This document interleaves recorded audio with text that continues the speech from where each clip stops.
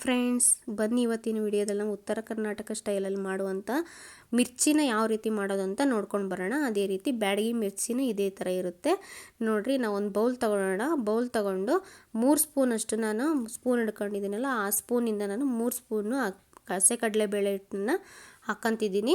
ಅದೇ ಸ್ಪೂನಿಂದ ನಾನು 1 ಸ್ಪೂನಷ್ಟು ಅಕ್ಕಿ ಹಿಟ್ಟನ್ನ ಹಾಕ್ಕೊತಿದ್ದೀನಿ. ಅಕ್ಕಿ ಹಿಟ್ಟು ಹಾಕೋದ್ರಿಂದ ನಮಗೆ ಬೋಂಡ ಕ್ರಿಸ್ಪಿಯಾಗಿ ಬರ್ತಾವೆ, ಕಲರ್ಫುಲ್ಲಾಗಿ ಬರ್ತಾವೆ ಅಂತ ನಾನು ಅಕ್ಕಿ ಹಿಟ್ಟನ್ನು ಯೂಸ್ ಮಾಡ್ತಾ ಇದ್ದೀನಿ. ಮೇಲ್ಗಡೆ ನಾನು ಸ್ವಲ್ಪ ರುಚಿಗೆ ತಕ್ಕಷ್ಟು ಉಪ್ಪನ್ನು ಸೇರಿಸ್ತಾ ಇದ್ದೀನಿ.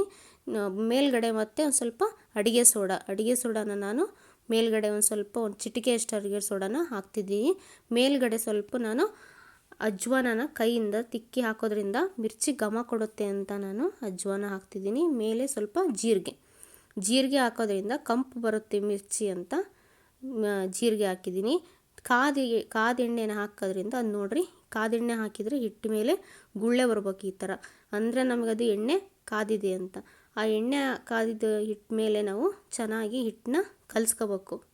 ಬರೀ ಎಣ್ಣೆ ಹಾಕಿದ ಮೇಲೆ ಹಿಟ್ಟನ್ನು ಈ ರೀತಿ ಕಲಿಸ್ಕೋದ್ರಿಂದ ಅದು ಎಣ್ಣೆ ಎಲ್ಲ ಹಿಟ್ಟಿಗೂ ಹೊಂದ್ಕೊಳ್ಳುತ್ತೆ. ಅದ್ಮೇಲೆ ಮತ್ತು ನಾವು ಸ್ವಲ್ಪ ನೀರು ಹಾಕ್ತಾ ಹಿಟ್ಟನ್ನು ಕಲಿಸ್ಕೋಬೇಕು. ನೋಡಿರಿ, ಚೆನ್ನಾಗಿ ಎಲ್ಲೂ ಗಂಟಿಲ್ದಂಗೆ ನಾವು ನೀರು ಹಾಕ್ತಾ ಈ ರೀತಿ ಕಲಿಸೋದ್ರಿಂದ ಮಿರ್ಚಿ ನಮಗೆ ಚೆನ್ನಾಗಿ ಬರುತ್ತೆ. ನೋಡಿರಿ, ನೀರು ಹಾಕ್ತಾ ಈ ರೀತಿ ಕಲಿಸ್ಬೇಕಿಟ್ಟು, ಎಲ್ಲೂ ಗಂಟಿರಬಾರ್ದು. ಈ ರೀತಿ ಕಲಿಸೋದ್ರಿಂದ ಕ್ರಿಸ್ಪಿಯಾಗಿ ಬರುತ್ತೆ, ಕಲರ್ಫುಲ್ಲಾಗಿ ಬರುತ್ತೆ ಮಿರ್ಚಿ ಮಾಡೋಕ್ಕೆ ನಮಗೆ. ನೋಡಿರಿ, ಈ ರೀತಿ ಮೆಣಸಿನ್ಕಾಯಿನ ಕೆಳಗಡೆ ಬಿಡಿಸ್ಕೊಂಡು ಇಟ್ಕೋಬೇಕು. ಇಲ್ಲಾಂದರೆ ಒಂದೊಂದ್ಸಡೆ ಎಣ್ಣೆಗೆ ಹಾಕಿದರೆ ಸಿಡಿಯೋ ಚಾನ್ಸಸ್ಸು ಇರುತ್ತೆ ಮಿರ್ಚಿ. ಹಾಗಾಗಿ ಕೆಳಗಡೆ ಸ್ವಲ್ಪ ಮುರಿದು ಹಿಟ್ಟಲ್ಲಿ ಎದ್ದು ಬಿಡೋದ್ರಿಂದ ಏನು ಸಿಡಿಯಲ್ಲ. ನೋಡಿರಿ, ಇವಾಗ ಎಣ್ಣೆ ಕಾಯಕ್ಕೆ ಇಟ್ಕೊಂಡಿದ್ದೀವಿ. ಎಣ್ಣೆ ಕಾದಾದ್ಮೇಲೆ ಸ್ವಲ್ಪ ಇಟ್ಬಿಟ್ಟು ನೋಡೋಣ, ಎಣ್ಣೆ ಕಾದಿದೆ ಇಲ್ಲ ಅಂತ ಗೊತ್ತಾಗಬೇಕಲ್ಲ. ನೋಡಿರಿ, ಇವಾಗ ಕಾದಿದೆ ಎಣ್ಣೆ. ಕಾದಿದ್ಮೇಲೆ ನಾವು ಒಂದು ಮೆಣಸಿನ್ಕಾಯಿನ ತಗೊಂಡು ಹಿಟ್ಟಲ್ಲಿ ಎದ್ದು ಈ ರೀತಿ ಬಿಡಬೇಕು ಮಿರ್ಚಿನ.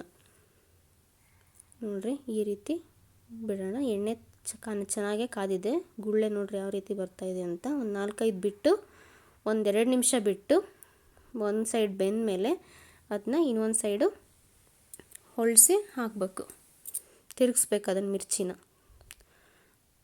ಕಲರ್ ಚೇಂಜ್ ಆಗುತ್ತೆ, ಅವಾಗ ಬೆಂದಿದೆ ಅಂತ ಗೊತ್ತಾಗುತ್ತೆ ನಮಗೆ. ನೋಡಿರಿ, ಈ ರೀತಿ 1-2 ನಿಮಿಷ ಬಿಟ್ಟರೆ ಬೆಂದ್ಬಿಡುತ್ತದು. ಕ್ರಿಸ್ಪಿಯಾಗಿ ಚೆನ್ನಾಗಿ ಬರ್ತವೆ. ಸಂಜೆ ಟೈಮು ಮಾಡ್ಕೋಬೋದು ನಾವು, ಮಂಡಕ್ಕಿ ಜೊತೆ ತಿನ್ಬೋದು. ನೋಡಿರಿ, ಸ್ನ್ಯಾಕ್ಸ್ ಟೈಮು ಮಾಡಿಕೊಂಡು ತಿನ್ಬೋದು ಮನೆಯಲ್ಲೇ. ಹೊರಗಡೆ ತಂದು ತಿನ್ನೋದಕ್ಕಿಂತ ಮನೆಯಲ್ಲೇ ಮಾಡಿಕೊಂಡು ತಿನ್ಬೋದು. ಕ್ರಿಸ್ಪಿಯಾಗಿರುವಂಥ ಮಿರ್ಚಿ ಮಾಡುವಾಗ ಹಿಟ್ಟು ತುಂಬ ಹೊತ್ತು ಕಲಸಿಟ್ಟ ಮೇಲೆ ಈ ಮಿರ್ಚಿನ ಬಿಡೋದ್ರಿಂದ ಕಲರು ಸ್ವಲ್ಪ ಡಾರ್ಕ್ ಅನಿಸ್ತವೆ. ಹಾಗಾಗಿ ನಾವು ಯಾವಾಗ ಬಿಡ್ತೀವಲ್ಲ ಅವಾಗ ಹಿಟ್ಟು ಕಲಿಸ್ಕೊಂಡು ದಿಢೀರಂತ ಮಾಡಿದರೆ ಚೆನ್ನಾಗಿ ಕಲರ್ಫುಲ್ಲಾಗಿ ಕಾಣ್ತವೆ ಮಿರ್ಚಿ, ಕ್ರಿಸ್ಪಿಯಾಗೂ ಇರ್ತವೆ.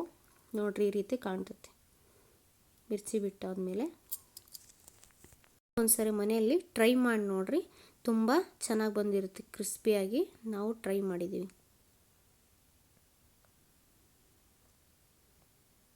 ಸಿದ್ಧವಾದ ಬ್ಯಾಡಗಿ ಮಿರ್ಚಿ, ಈರುಳ್ಳಿ ಬಜ್ಜಿ, ಮೇಲೆ ಮಂಡಕ್ಕಿ ಸೂಪರ್ ಆಗಿದೆ.